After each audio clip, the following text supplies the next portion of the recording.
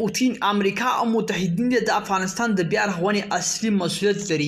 نور حال را سره په ویډیو کې وګورئ. په سلامونو محرک علیکم. د روسیې ولسمشر ولادیمیر پوتین ویلي چې امریکا او متحدین باید د افغانستان په بیا رغونه کې لویه ونډه واخلي.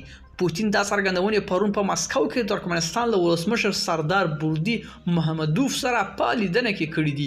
د ټایس خبري اژانس ویلي چې روسي ولسمشر افغانستان د بیا رغونې لوی مسؤلیت امریکا او هغوی نور متحدینو ته راجع کړی دی او ویلي دي چې د یاد هیوادونو 20 کلن پوځي حضور افغانستان خورا په بد وضعیت ته رسولی او روان بشري ناورین سره یې مخ کړی دی.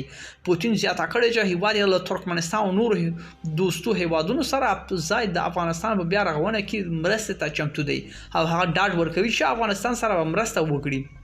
د سیمې په کچه لویو زیربنایي پروژو سره یو ځای شي او په دې توګه یې په اقتصادي ودې ته زمینه برابره شي. ملګرو دا و زموږ چمتو شوی ویډیو. که ستاسو دې ویډیو په اړه کوم نظر پیشنهاد لرئ موږ سره په کومنټونو کې شریک کړئ او د لا ښکلو ویډیوګانو لپاره له موږ سره پاتې شئ. تر بیا ښې چارې.